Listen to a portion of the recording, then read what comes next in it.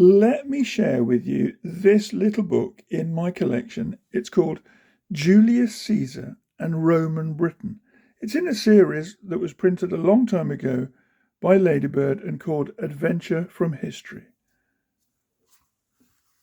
On the back, we see that this is from series 561, and this is book 8 in that series, and at the time of printing, there were 27 books in this series and 206 books published here by Wills and Hepworth.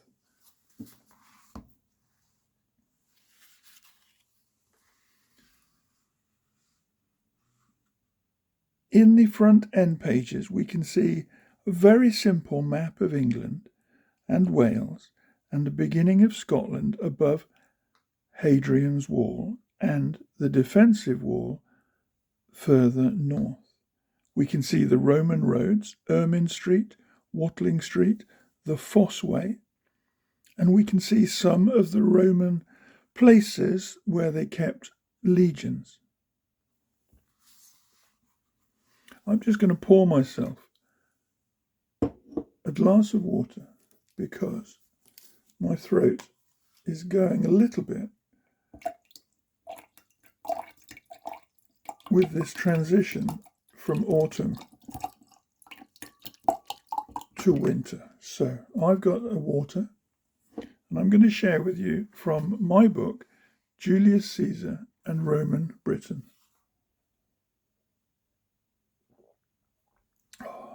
That was good. Right. Series 561.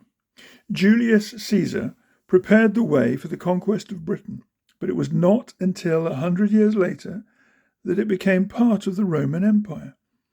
For the next 400 years, Britain was a Roman province under Roman law and guarded by Roman legions. And here in this book is something of its story. This book was first published in 1959 by Wills and Hepworth Limited. Julius Caesar and Roman Britain. Long before the Romans conquered Britain, men had lived in these islands for hundreds of years. Some of them had come from northern countries like Norway or Denmark, others from France and Spain. These people were divided into many tribes, each under its own chief. They lived in villages, in houses made of wattle and daub, that is, wooden poles and branches, twisted together and covered with dried clay. These houses were usually just one room, thatched with reeds and with a hole in the roof above the open fire. There was no glass in the small openings which let in the light, and they must have been very cold and draughty. The men were mostly farmers, growing corn and grazing cattle. Their farming tools were made of bronze or iron by smiths, who also made swords and simple helmets. Potters made bowls and jugs for domestic use. The men and women wore brightly coloured clothes made of wool, and the wives and daughters of the chiefs had golden bracelets and necklaces, which may still be seen today in museums up and down the country. Those of the Britons who lived by the sea were fishermen, as well as farmers, and all of them fished in the rivers which were cleaner then than they are now. The boats which the fishermen used were called coracles. They were very unlike the boats used today, although similar boats may still be seen in parts of Wales. The coracles of the Britons were made of willow branches woven into what looked like a large, shallow basket. This was covered on the outside with skins and then made waterproof with the resin or gum from pine and other trees. These little boats were very light, and the fisherman could easily carry his boat from his house to the lake or river. Because they were round and flat, they were also very difficult to upset, and even on a rough sea, they were safer than the rowing boats of today. On the west coast of Ireland, coracles are still used by the islanders of Great Blasket to cross the rough waters of the Blasket Sound, and wrecks are said to be quite unknown. The people who lived in Britain had very little to do with the continent of Europe before the Romans conquered our island.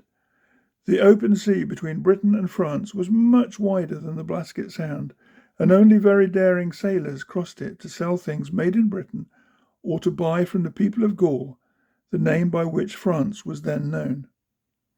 Then, 55 years before the birth of Christ, the great Roman general Julius Caesar decided to bring his legions across the sea to Britain. It is doubtful whether he meant to make Britain a part of the Roman Empire. Probably he only wanted to find out if it was worth conquering. It was in August, in the year 55 BC, that Caesar sailed to Britain with about 12,000 soldiers in 80 ships. They arrived off the coast near where Deal is now. But when the Roman soldiers saw the Britons waiting with spears and swords and chariots, ready to fight them as they landed, they refused to leave the ships. Then the standard-bearer of the 10th Legion leapt into the water and called on the soldiers to follow him. Fearful that the standard might be captured by the Britons, the soldiers swarmed ashore and the Britons were beaten.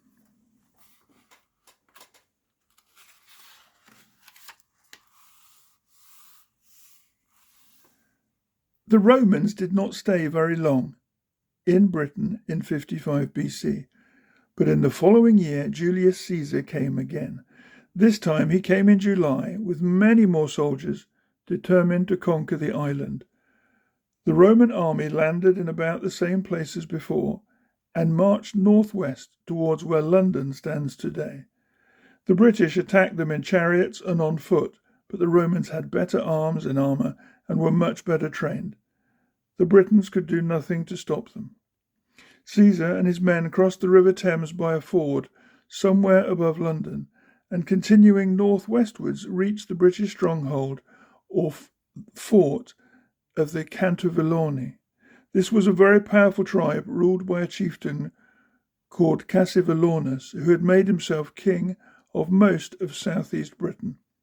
Caesar's soldiers captured the fort and on the site of it built the town of Verulamium, which today we call St. Albans. Cassivellaunus submitted to Caesar and gave him hostages. This means that Caesar took back with him to Rome some important Britons who would be killed if Cassivellaunus revolted after the Romans had gone.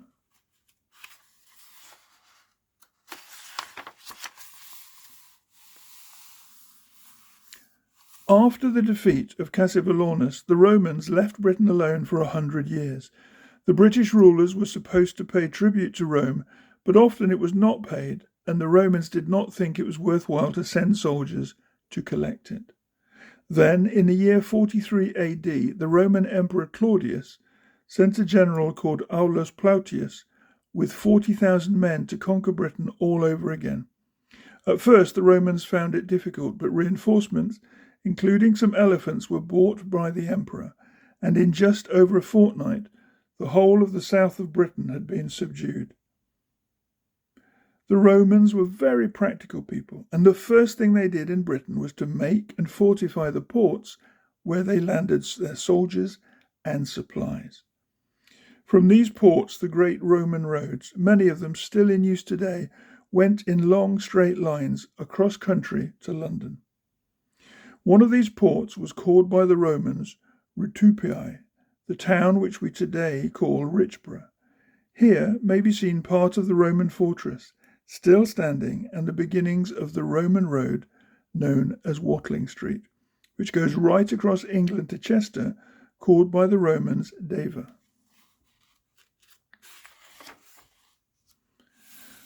Although the Romans were in occupation of Britain, there were many British men and women hidden away in the great forests and swamps who refused to submit.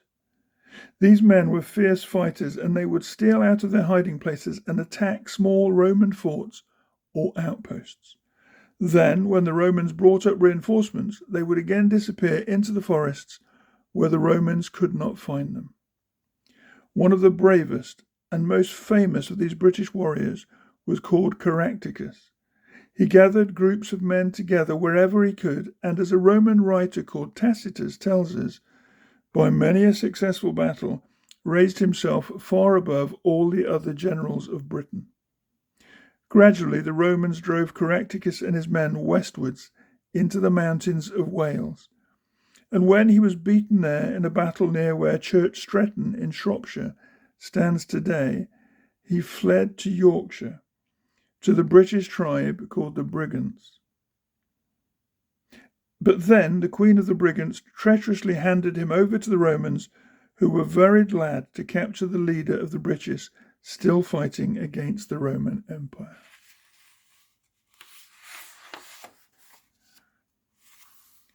When the Romans won a war or conquered a new country, they held what was called a triumph. This was a procession through the streets of Rome when everyone crowded the pavements to cheer the victorious general and his soldiers. In addition to the soldiers, these triumphal processions included prisoners taken in the campaign, many of whom were afterwards either killed or sold as slaves. Large wagons were part of the show, piled high with all sorts of treasures captured from the enemy. The sounds of the trumpets, the cheering of the crowds, and the tramp of the marching men must have echoed round the forum. The central figure in the procession was always the victorious general. He rode in a richly decorated chariot crowned with the laurel wreath of a conqueror, and always beside him he had a slave whose duty it was to whisper to him from time to time, "Remember, General, that you are mortal." This was so that the general should remain humble despite the cheering multitudes. Caractacus was the chief prisoner in the triumph which followed the conquest of Britain. As he marched in chains through the streets of Rome, he must have thought lovingly of the distant homeland he was never to see again.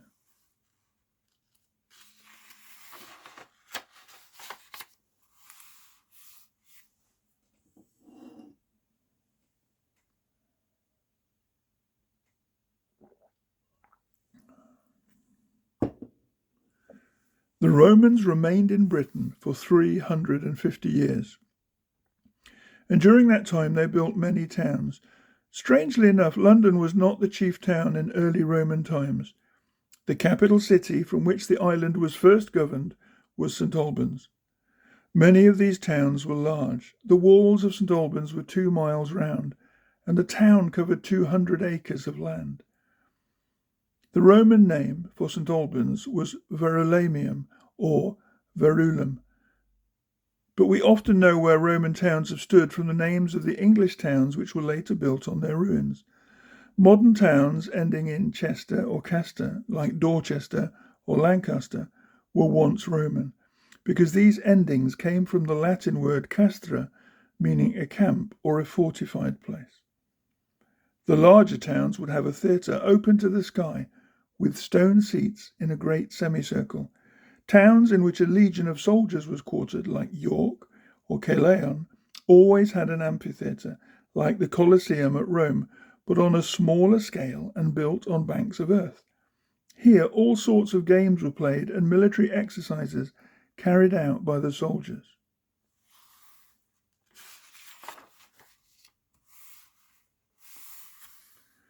The British tribes were not all willing to settle down quietly under Roman rule. Some were more warlike than others, and one of these was the tribe of the Iceni, who live in what is now Norfolk. In those days, this part of England was covered with swamps, and the Roman soldiers had never completely conquered it. Less than 20 years after the Roman invasion, the men of the Iceni revolted under their warlike queen, Boudicca.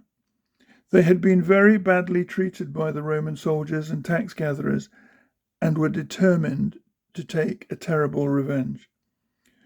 The Roman army was far away fighting in North Wales when Boudicca, with many thousands of fighting men, destroyed first the Roman town of Colchester and then soon afterwards the towns of London and St. Albans.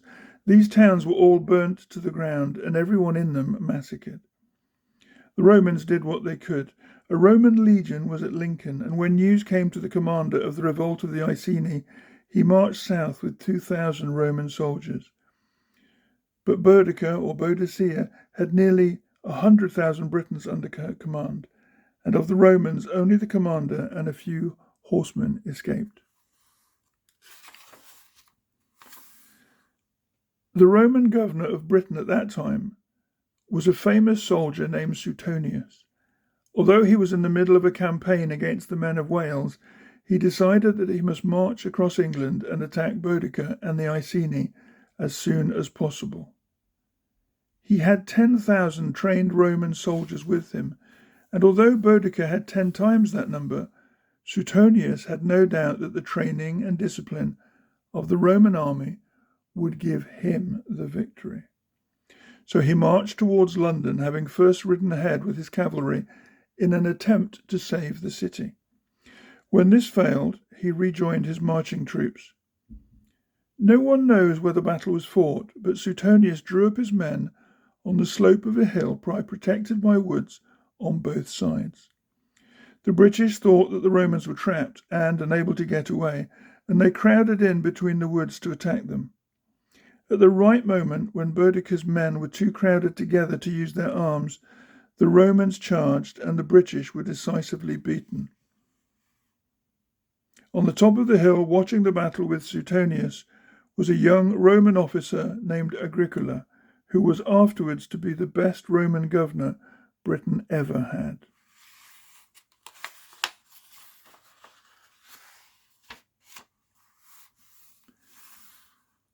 At the time of the Roman conquest of Britain, the people who lived in these islands were not Christians. They worshipped many heathen gods in different parts of the country, and the gods of one district were often quite unknown outside the area of the tribe. These gods had names like Nodens, the god of hunting in the Forest of Dean, or Condatis, the god of the River Wear in Durham. The religious leaders of the people were called Druids, and they were very powerful as well as learned. The Romans knew that they were using their power over the people to stir up rebellion against Rome, and decided that they must all be put to death. This was not easy because the Druids lived and held their gatherings in groves hidden away in the thick forests with which much of the country was covered. Most of the Druids were in the Isle of Anglesey off the coast of North Wales. So Suetonius decided to capture Anglesey, which the Romans called Mona, and put an end to the power of the Druids forever. To do this, he had to cross the Menai Straits, his cavalry swimming their horses and his foot soldiers being ferried on rafts. Although the Druids fought furiously, all were destroyed.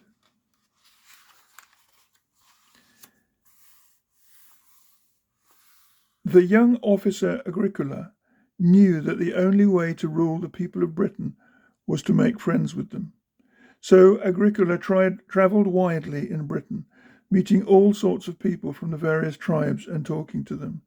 He always tried to find out what they thought and what they wanted, and when later on he himself became governor of Britain, he knew far more about the British people than any other Roman. It was not easy for the Romans to become friends with people whom they had only recently conquered, and many of whom had hoped that Boudicca would drive the Romans out of Britain. Agricola appreciated this, and his way was to go hunting with British guides and hunters in the big forests, which largely covered the country.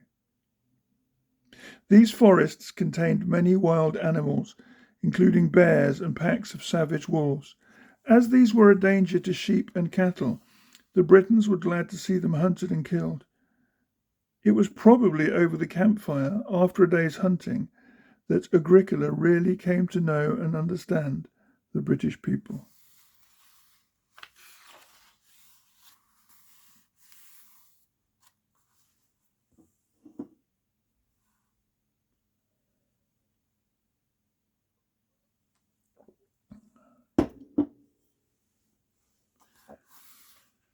Agricola remained about 2 years in Britain, performing his military duties as a young officer.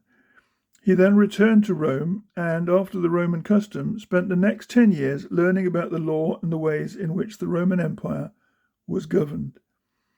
When he returned to Britain, he was no longer a young officer, but an experienced soldier who knew all about the art of government. He was now to command the famous 20th Legion, stationed at Chester, which the Romans called Deva. This was in the year 70 AD, when the Romans had been nearly 30 years in Britain. Many Britons could not remember a time when the country had been free, and it seemed quite natural to them to be governed, not by British kings or chiefs, but by governors sent from Rome. There were still 3 legions of Roman soldiers in the country, but everything was now so quiet that the soldiers spent most of their time enjoying themselves in sports or at the games in the amphitheatres. Agricola knew that there were still plenty of older Britons who hated the Roman rule, and the soldiers of the 20th Legion soon learnt that their new commander would not allow them to become careless of their military duty.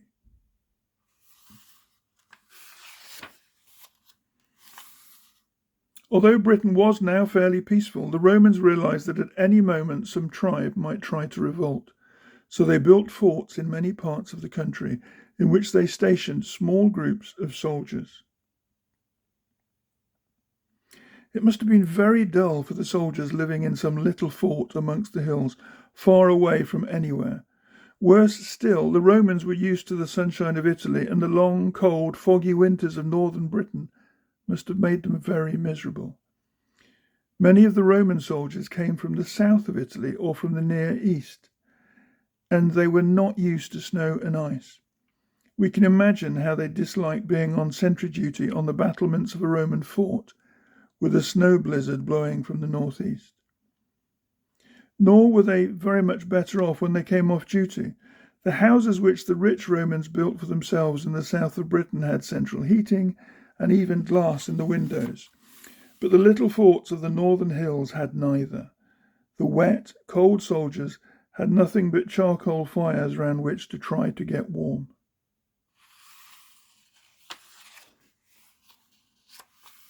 It would be wrong to think of the Roman soldiers as doing nothing but man the garrison forts up and down the country. There was plenty of work to be done in Britain. For one thing, there were no proper roads when the Romans came. If we look at a map of England today, we see that there are great main highways running across the country, often in long straight lines, from one town to another. There is, for instance, the road known as Watling Street, 259 miles long, which starts from the coast near Dover and runs through London, across the centre of England to Chester. This was one of the roads, still in use today, which was built by the Romans. Wherever the Romans went, they built roads. As they conquered most of Western Europe, as well as North Africa and the Near East, they needed roads along which the legions could march from one place to another. It was also along these roads that the trade of the empire was carried.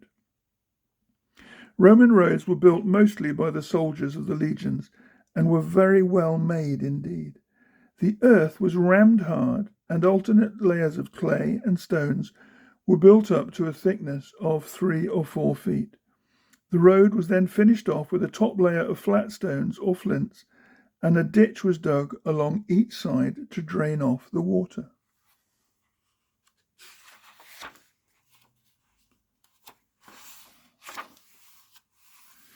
When Agricola returned to Britain for the 3rd time, he came as the Roman governor. He would cross the sea from Gaul in a Roman galley. This was a ship 50 or 60 feet long with a row of oars on each side. The oars were worked by slaves who were often chained to the seats on which they sat. This ship also had 1 or 2 large sails which were often dyed with bright colours and patterns. When Agricola arrived in Britain, he would find a busy port very different from the beach landings made by Aulus Plautius 36 years before. This would probably be the port of Rutupiae, which we call Richborough, and of the building of which we have already seen a picture. Here Agricola would find a well-built quay alongside which his ship would berth. This quay would be piled with bales and barrels and all sorts of merchandise from all over the world. Slaves and Britons, Roman soldiers and Negroes from Africa would be working the cargo, operating the cranes, and storing the goods in large warehouses built of stone with red tiled roofs. It would be a busy scene with, in the middle of it, the brass armour and scarlet tunics of the soldiers drawn up to receive the new governor.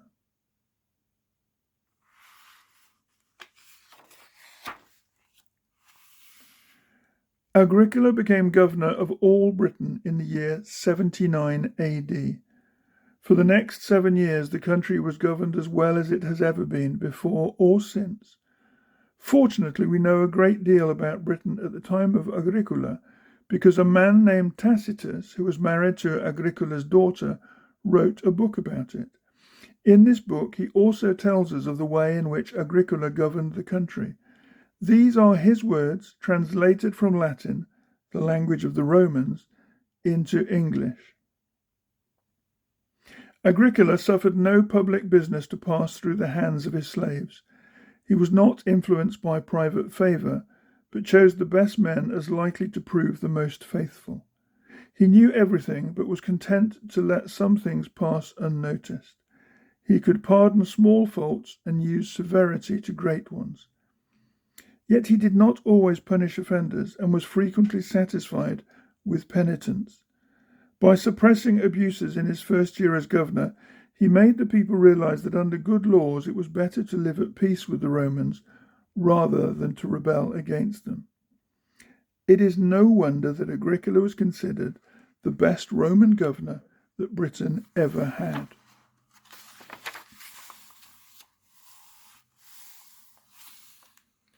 By the year 80 AD, most of England and the greater part of Wales had been conquered and pacified by the Romans. There remained the wild tribes known as the Picts, north of the River Tweed, in the mountainous country of Scotland. Agricola might have been content to leave these tribes in peace had they been equally content to leave Britain in peace. This was not so.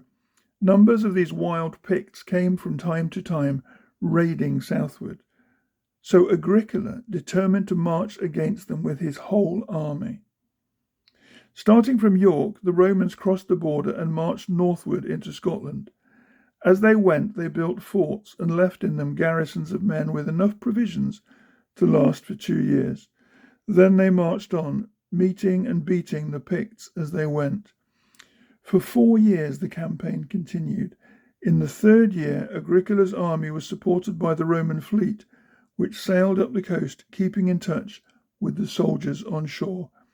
There is no doubt that Agricola would have conquered all Scotland if the Roman Emperor Domitian had not become jealous of his victories and recalled him home to Rome.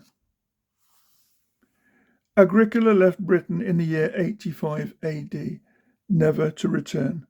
For the next 325 years, Britain remained a Roman province, governed by Roman governors and protected by the Roman legions. During this time there were long periods of peace, and Britain became a civilized country of roads and towns and villages. The south of England was covered with the villas of wealthy Romans and Britons. These were large farmhouses, often with water laid on through pipes to elaborate baths. In the wilder north, the villas were less frequent, and the towns were well fortified to protect them from the tribes beyond the River Tweed. Now that Agricola had gone, these Picts were again raiding the peaceful lands to the south. The Picts did not always come to raid the Roman settlements. Often they came to trade, and the hunting dogs and the sturdy ponies bred in Scotland were eagerly bought by the Romans. There would be very busy scenes outside the walls of some Roman forts when the Picts arrived with their fierce dogs, looking themselves almost as fierce and shaggy in their clothes of skins, and with wild, untamed hair and beards.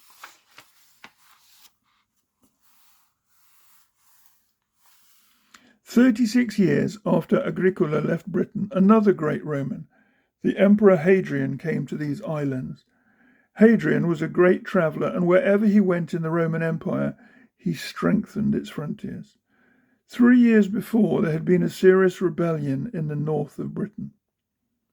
The Caledonians and the Brigantes, the 2 great tribes north and south of the Scottish border, had risen in revolt and slaughtered the whole of the officers and men of the 9th Legion stationed at York. The rebellion was crushed, but Hadrian decided that in future it should be made much more difficult for the Picts to cross the border into peaceful Britain. So he set 3 legions of Roman soldiers, the 2nd, the 6th, and the 20th, about 20,000 men, the task of building a great frontier wall which ran right across the country from Newcastle to Carlisle, and long stretches of which can still be seen. In 7 years it was finished. Hadrian's Wall was 73 miles long, 7 to 10 feet thick, and 18 to 20 feet high. It was built of stone, and it joined up a row of forts about 5 miles apart. There was a solid tower to hold 100 men every mile, and at every third of a mile a signal turret. It was the strongest of all the Roman frontier fortifications.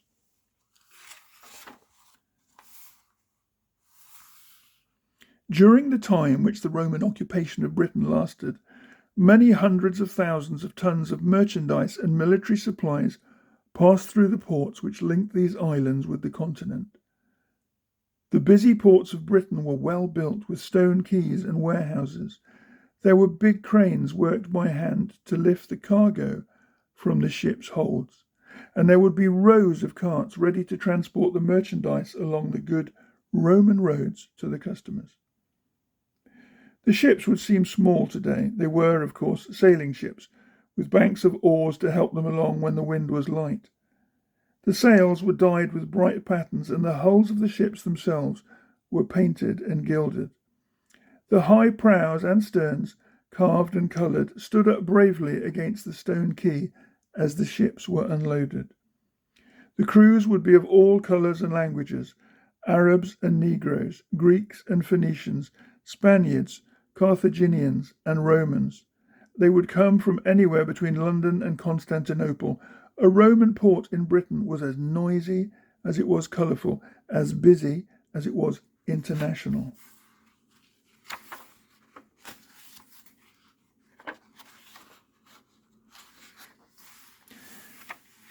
In peaceful Britain, south of the wall, thousands of people lived their lives just as they do today, going to school or work or doing the housework and the shopping.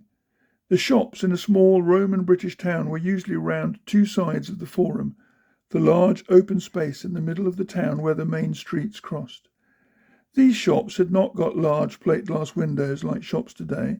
They were, in fact, very simple, and exactly similar shops can still be seen in the back streets of Rome. They were simply houses with a big square opening in the front wall. Across this stretched a stone counter, behind which stood the shopkeeper. The customer stood in the street. The shops were of all kinds. As well as the butchers, bakers, and greengrocers, there were shoemakers and locksmiths, carpenters and jewellers. Tailors and leatherworkers could be seen at work behind their counters, and everywhere the merchants would be inviting the passers-by to purchase their goods. The Britons would be as varied as the merchants. The customers would be as varied as the merchants.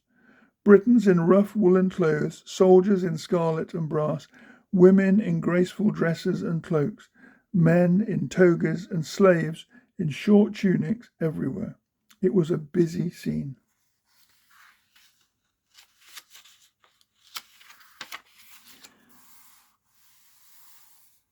The social centre of every Roman town of any size was the great building containing the baths. This usually occupied one side of the Forum and contained, in addition to the hot and cold baths, the law courts, the municipal offices, school buildings, and the gymnasium. The Romans believed in keeping clean. They built wonderful baths and used them 2 or 3 times a day.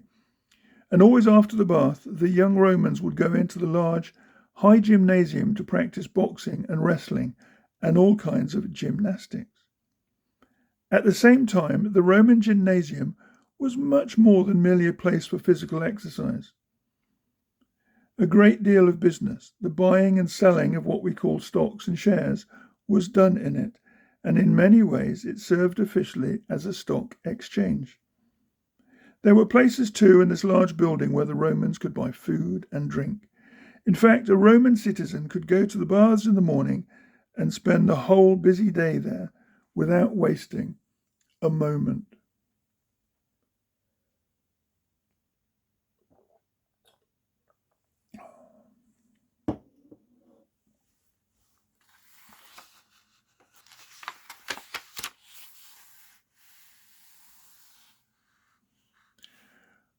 Roman towns in Britain were always built according to the same plan. Starting from the Forum, which often had a colonnade all around it, the rest of the streets in the town were set out like a chessboard, all crossing one another at right angles. Along these streets were the houses in which the people lived. The buildings in the Forum at Rome were all of white marble and must have looked very dazzling in the Italian sunshine. Here in Britain, very few buildings would be of marble. Mostly they would be of stone, plastered and painted, with roofs made of large red tiles. The main streets were wide and well made, with pavements and gutters, and in towns like London or St Albans, they would be crowded during all the hours of daylight. St Albans was on the great highway of Watling Street, which ran through the middle of it. So in addition to the ordinary traffic of the town, the citizens would see soldiers of the 20th Legion starting out on the long march to join the Legion at Chester, or of the 6th Legion on their way to York and Hadrian's Wall. And they would go their ways contentedly and in peace, knowing that behind the sure shield of the legions, Britain was safe.